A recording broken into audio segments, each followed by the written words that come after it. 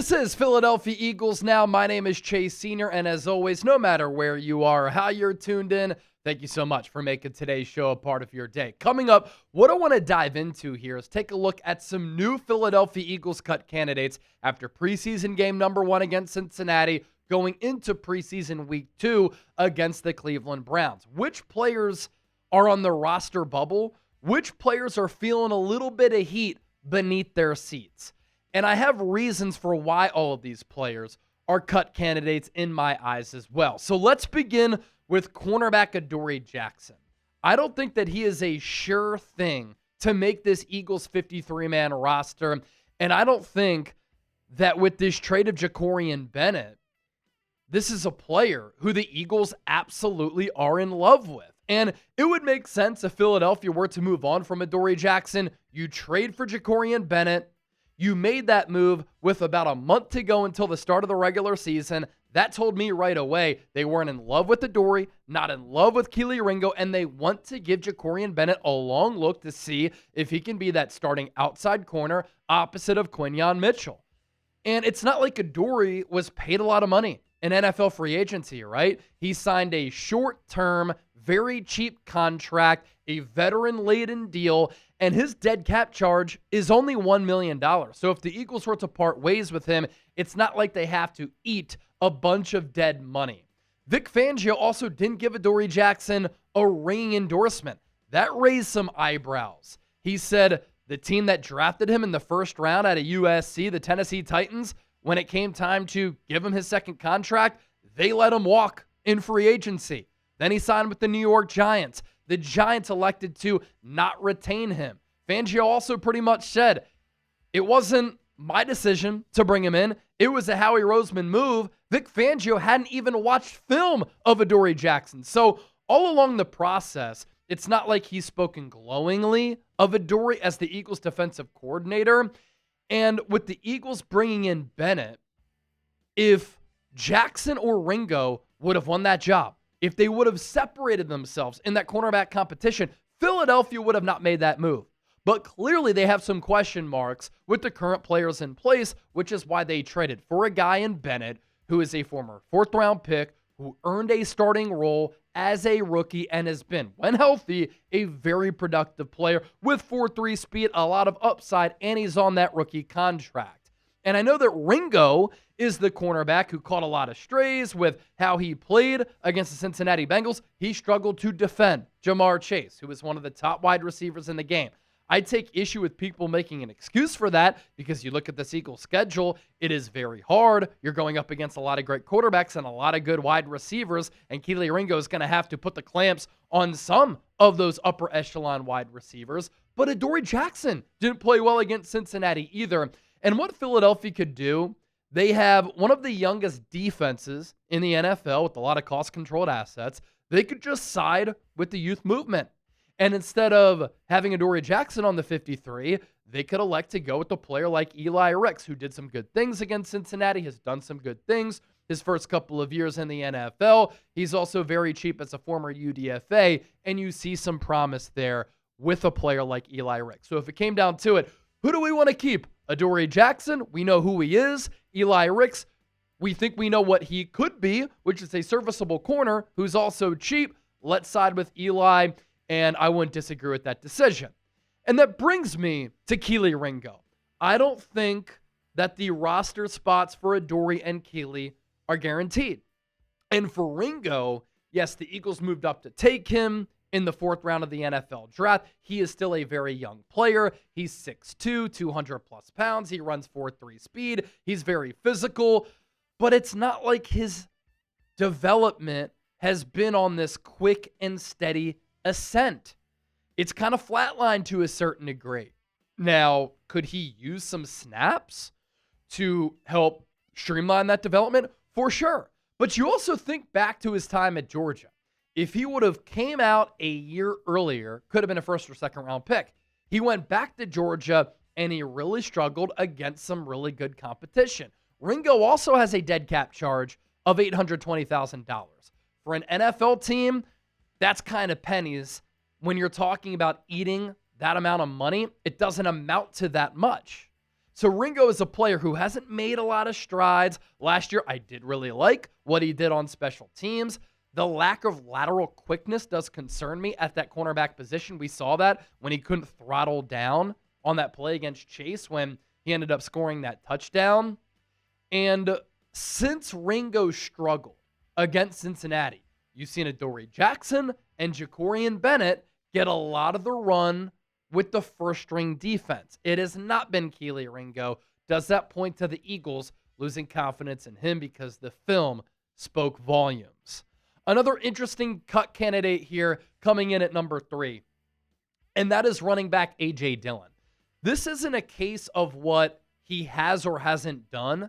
This could simply come down to it being a roster crunch elsewhere at another position for Philadelphia. And because A.J. Dillon is a veteran, he doesn't have to pass through waivers. If the Eagles cut him and he didn't make the 53, you could bring him back to the practice squad and you could have that communication with him. Hey, we're going to hold on to an extra tight end because Harrison Bryant and Kylan Granson are players who we gave $2 million in guaranteed money to, but we plan on bringing you back to the practice squad and we will elevate you to the active game day roster and you will get some carries for us. Us letting you go is just a case of us being deeper at other positions and we're trying to manage the roster here. And we see these types of roster Tetris moves, if you will, all the time. And I think Philadelphia could go with an extra tight end. That is a realistic path here, especially with the money that they gave Bryant and Granson in free agency. And you could get away with going with Saquon Barkley and Will Shipley as the 2 RBs on your initial 53-man roster, and then you try to manage that roster from there. Given that A.J. Dillon also didn't play last year with that neck injury, his deal also very cheap, and even cheaper than Adoree Jackson. His dead cap charge, only $167,000. Now, I really like what Dillon did in that preseason game against Cincinnati. I want him on this football team. I think the element of physicality that he brings to that running back room, it is very valuable. He looks spry on top of being physical. But again, this comes down to a roster crunch for Philadelphia and trying to get creative with which players they can hold on to with that 53-man initial roster. So I do want to ask you this. Which player is on the hot seat for you after preseason game number 1, going into preseason game number 2? Let me know right now down in the comments section. I also want to tell you about this fantastic deal. Thanks to our friends at Fanatics. We've already sold a couple of these, and the first time we told you about this deal was on our earlier show today.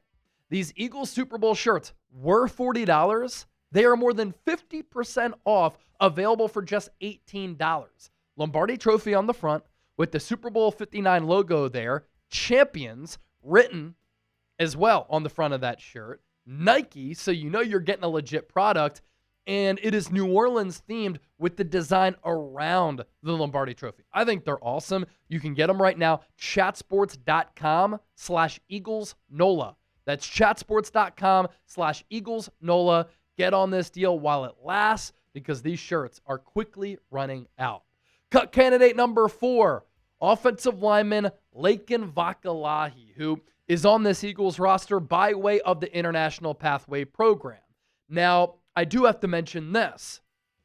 Because he is on this Eagles team by way of the International Pathway Program, he does not count toward the 90-man roster or the 53-man roster. This is an effort by the NFL to try to make this beautiful game a more global product and develop global international players. But the Eagles could elect to get rid of Laiken Vakalahi so that they can bring on another player by way of the International Pathway Program. For instance, during rookie minicamp, they gave Carson Patu a tryout as an edge rusher and as a linebacker. He too, from Australia, a rugby player, also trained at Conquest Athletic Performance with Laiken Vakalahi. But with Vakalahi, the development has been slow. He might not be the next Jordan Mailata. I know that we fall in love with the story like that, but Mailata is one of the most unique player developmental stories that we've ever seen in the history of the NFL. And we might not ever see a developmental story like that again, where Mailata went from not playing football, being a rugby star in Australia, to literally becoming one of the best offensive tackles in the game. Vakalahi might just not have the play strength, the instincts, the smarts. The film against the Bengals, it was a little bit rough. He got beat on a couple of occasions, and I do think the football instincts are lacking a little bit. I'm also not sure what position he is. The Eagles signed him as an offensive tackle, but then we saw against Cincinnati, he was playing at guard. And then lastly, cut candidate number 5 is 6th-round pick quarterback Kyle McCord. And he was one of my favorite mid to late round quarterback prospects in the 2025 draft class. But look, after he had a very good rookie minicamp, throughout training camp, Dorian Thompson-Robinson has been better. And if you were to cut one of the two, DTR or McCord, the South Jersey product who was a state champion at St. Joe's Prep in Philly, which player is more likely to bring back to the practice squad? It's probably a player like Kyle McCord, because I think another team who is in need of a QB3, maybe even a QB2, would want to bring in DTR if he continues to put good tape together. The preseason debut for McCord, limited snaps, a little bit rocky. He threw an interception. There is a risk. Will he get claimed because he was very good at Syracuse last year, and a team is always willing to take a chance on a young developmental quarterback? The thing with McCord, thought he lost his confidence a little bit at Ohio State. Then he regained it with Syracuse. And with lesser talent, he balled out. Was one of the top quarterbacks in all of college football. Statistically, accurately, and what he did with that program, the 1-year turnaround under head coach Fran Brown, it was incredible. And I'm a believer in McCord's talent. These last 2 preseason games will be big for him, in addition to DTR, to see which guy can win that QB3 job. Don't forget to hit that subscribe button here on Eagles Now. If you're still rocking with me, give me a real one down below. As always, I appreciate you for taking time out of your day to watch the program here.